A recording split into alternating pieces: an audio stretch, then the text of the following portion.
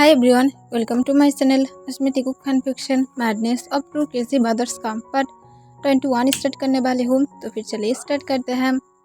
उस दिन के बाद से जंगकुक पूरी तरह से चुप हो गया था। जंगकुक ज़्यादा बातें करना बिल्कुल भी पसंद नहीं करता है और वो उस दिन के बाद से बहुत बार पुलिस स्टेशन में जाकर खुद ही सरेंडर किया था, पर पुलिस उसे देखकर हमेशा ही सिर्फ उसे घर में छोड़ देता है, क्योंकि वो लोग जानते हैं जंगकुक की मेंटली हालत अब ठीक नहीं है। और जिमिन जो जंगकुक को हमेशा ही ब्लेम करता है, क्योंकि वो उस किलर के मुंह से जो भी कुछ सुना था और वहाँ पर जाने के बाद जो भी कुछ देखा था, उसके बाद जिमिन जंगकुक को बिल्कुल भी पसंद नहीं करता है और हर वक्त उसे कोई ना कोई ताने सुनाते रहता है, जिस बात पर जंगकुक कभी भी अपने कान नहीं देता है। जंगकुक खुद भी जो बहुत बार सुसाइड करना चाहता था, पर उसे हर वक्त वही बात याद आ जाता था कि तांग ने उसे कहा है उसे हैप्पी होना चाहिए, पर जंगकुक किस बात के हैप्पी होगा जबकि उसके पास तांग ही नहीं है। वो किस बात के लिए हैप्पी होगा? वो तांग के अलावा किसी को अपनी लाइफ में चाहता भी नहीं है, वो सिर्फ तांग को वापस चाहता है। पर जंगकुक कहीं ना कहीं ये मान लिया था कि अब ये पॉसिबल नहीं है। जंगकुक बाथरूम में खुद की तरफ ही देखता है मिरर में। तब जंगकुक एक लंबा सांस छोड़ता है और अपने डीप वॉइस में कहता है, तुम क्यों ऐसा क्या होता है? तुम क्या मुझे अपने साथ ले जाना नहीं चाहते थे?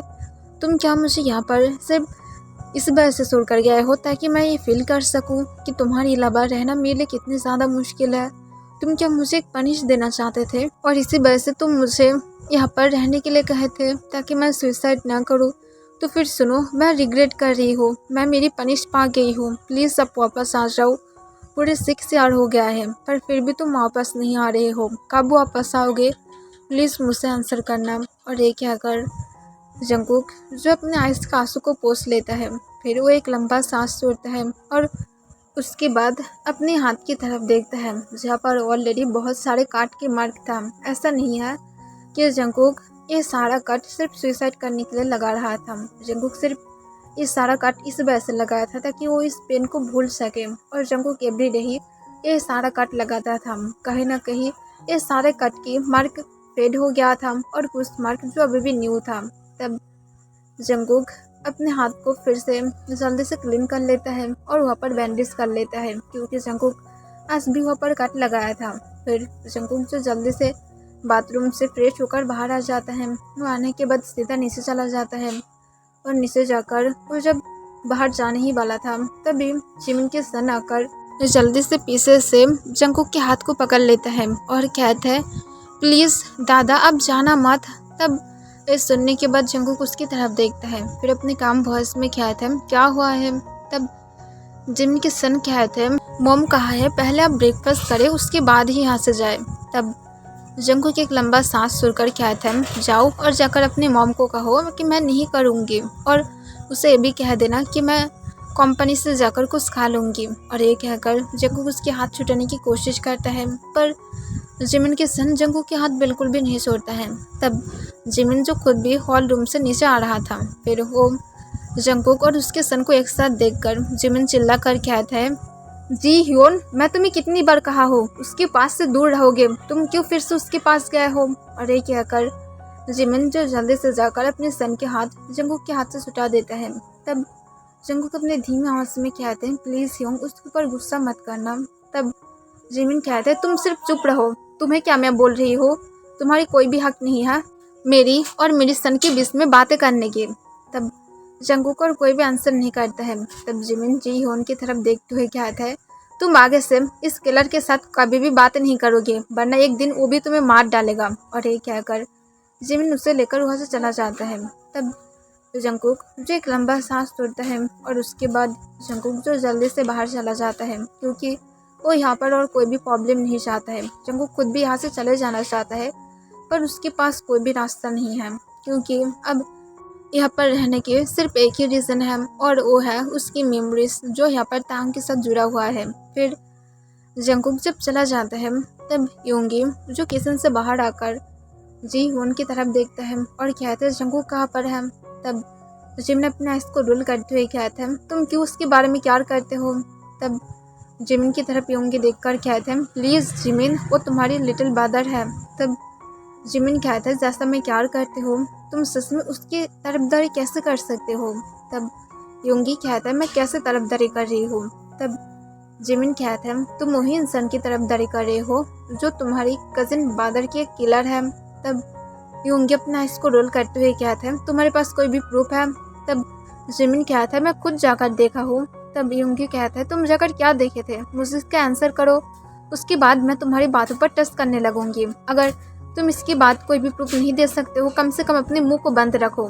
पहले ये सोच लिया करो कि किसी को हर्ट करने के पहले तुम्हें सोच लेना चाहिए, और अगर वो मर्डर भी करता तो फिर वो कभी भी पुलिस के पास जाकर बार बार खुद को सरेंडर नहीं करता। और वो खुद जो बार बार जाकर खुद को सरेंडर किया है, और उसके बाद पुलिस जो एवरी बार ही उसे घर में छोड़ कर गया है, क्योंकि वो लोग जानता है उसकी मेंटली हालत ठीक नहीं है। और तुम जानते हो तुम्हारी फैमिली और तुम्हारी ये सारे बातें की वजह से वो कभी भी ठीक भी नहीं हो पा रहा है।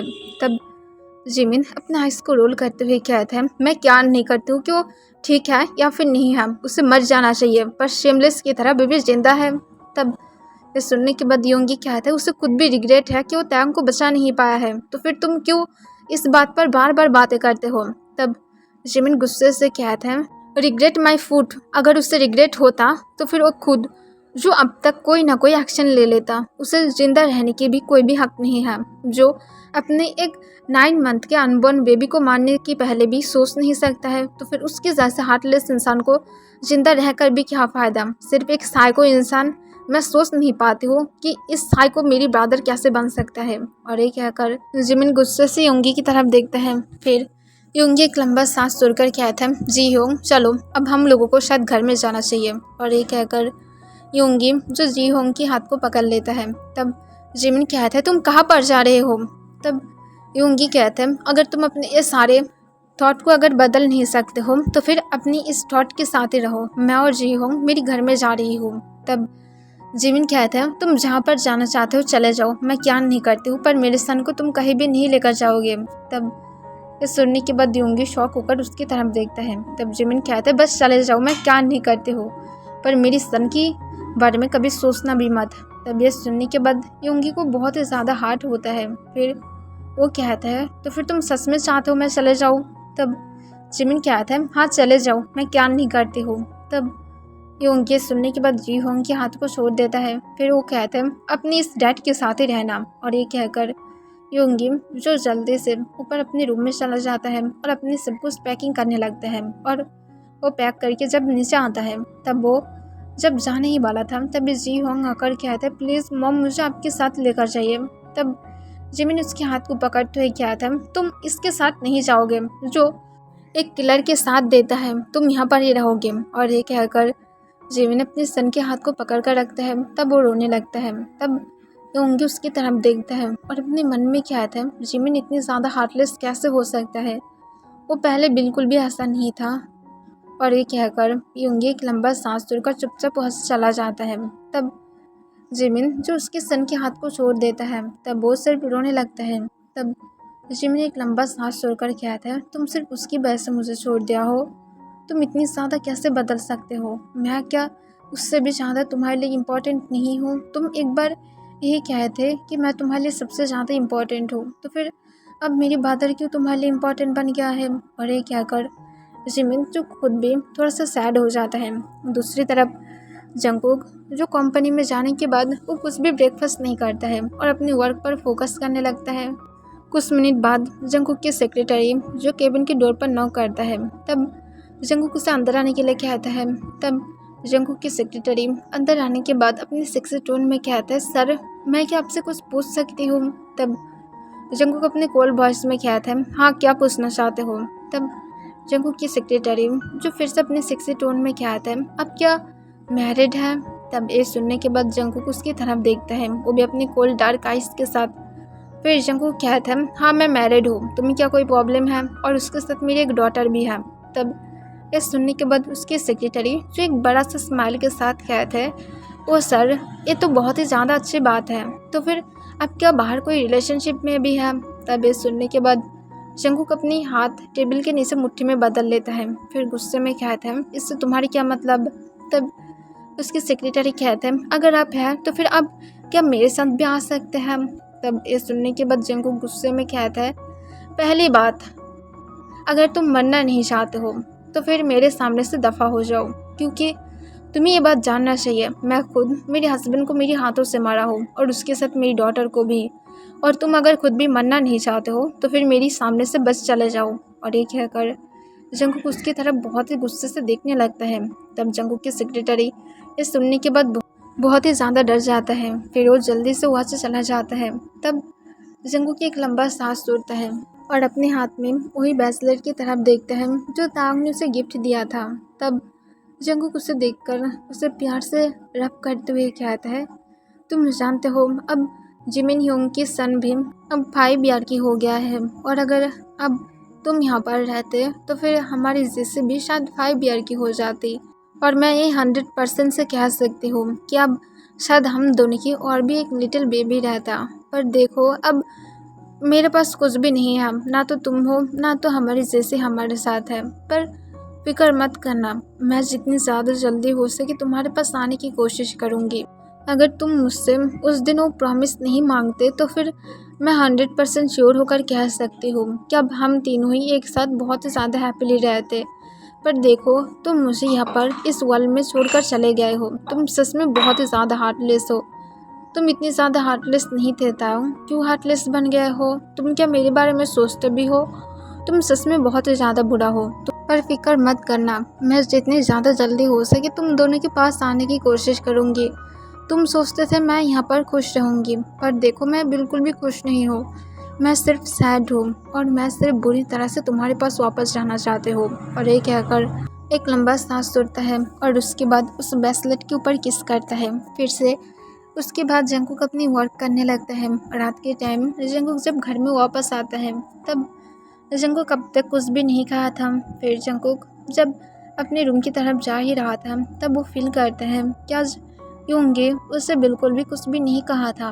तब ये देखने के बाद जंगकुक जो चेक करना चाहता था पर उसे डर था, अगर वो यूंगी को चेक करने के लिए उसके रूम में जाएगा तो फिर जंगकुक अगर वहाँ पर जिमिन को पाया तो फिर जिमिन उसके ऊपर और भी ज़्यादा नाराज़ हो जाएगा। फिर जंगकुक जो इस बारे में ना सोचकर सीधा अपने रूम में चला जाता है और रूम में जाने के बाद सीधा बेड पर लेट जाता है और एवरी डे की तरह ही उसके और तांग के वो सारे हैप्पीस्ट मोमेंट को याद करने लगता है जब वो और तांग एक साथ था, जो सिर्फ उसी टाइम के लिए था। फिर जंगकुक उसे याद करके जब ऑलमोस्ट सोने ही वाला था तभी अचानक से उसकी रूम की डोर ओपन हो जाता है। तब जंगकुक जो शॉक होकर डोर की तरफ देखता है, तब वो जब जिमिन को वहाँ पर देखता है तब वो तुरंत बेड पर बैठ जाता है। तब जिमिन गुस्से से आकर जंगकुक को कहता है, अब तुम खुश हो ना जंगकुक?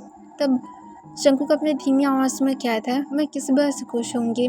तब जिमिन कहता है, क्यों खुश नहीं हो? मुझे तो लगा था तुम बहुत ही ज़्यादा खुश होगे, क्योंकि अब योंगी भी मुझसे छोड़कर चला गया है। जैसे तुम तांग को खुद को छोड़ने के लिए उसे मार दिए थे, अब योंगी को मेरे पास से अलग करने के लिए तुम उसे किस तरह से ब्लैकमेल किए हो? मुझे आंसर करो। तब जंगकुक के सुनने के बाद कॉन्फ्यूज होकर कहता है, पर मैं योंगी के साथ ज़्यादा बातें भी नहीं करती हूँ। तब ये सुनने के बाद जिमिन अपने आइस को रोल करते हुए कहता है, वो शट अप, ऐसे भी बिल्कुल भी मत करना कि तुम शॉक में चले गए हो और तुम बिल्कुल भी बातें नहीं करते हो।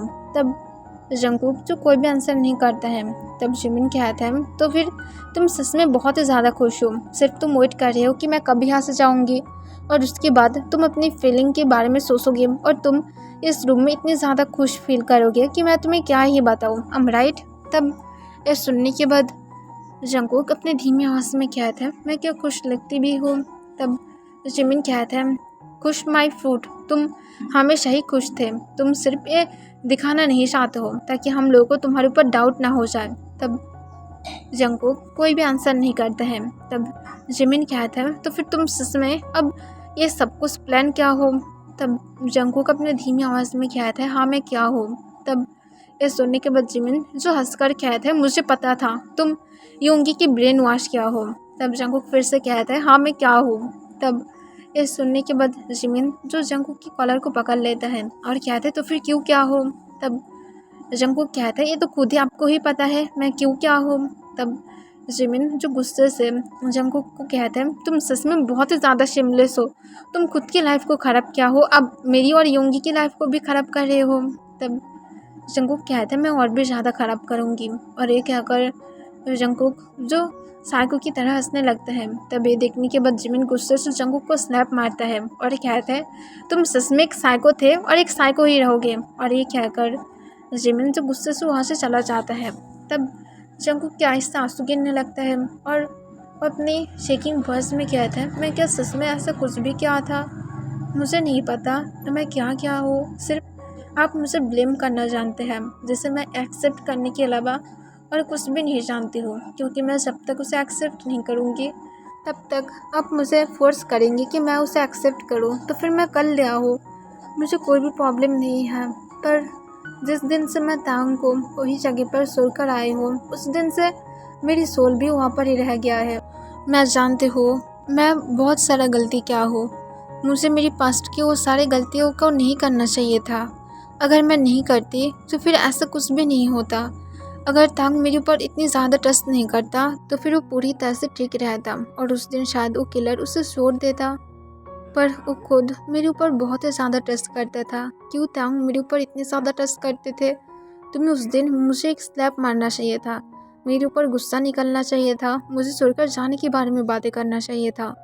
तो फिर उस किलर को शांति मिल जाता कि तुम मुझसे ऑलरेडी दूर चला जा रही हो। पर तुम ऐसा क्यों नहीं किए थे? तुम्हें ये सब कुछ करना चाहिए था।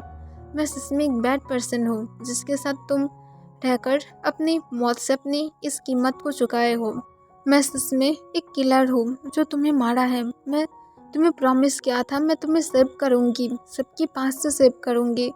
पर देखो मैं ये भी नहीं कर पाई हूँ। मैं तुम्हें सेव नहीं कर पाई, मैं तुम्हें सबके पास से सेव नहीं कर पाई, मैं हमारी अनबॉर्न डॉटर को सेव नहीं कर पाई, सिर्फ मेरी पास्ट की हर एक गलती की वजह से। मैं इतनी ज़्यादा बुरा क्यों हूँ, मैं इतनी ज़्यादा क्यों अनलकी पर्सन हूँ? प्लीज़ सिर्फ मेरे पास एक बार वापस आ जाओ, मैं तुम्हें कभी भी मेरे पास से दूर नहीं जाने दूँगी। और ये कहकर जंगकुक जो रोने लगता है और तब तक रोता है जब तक वो सो नहीं जाता है। ओके एवरीवन, आज के लिए बस इतना ही।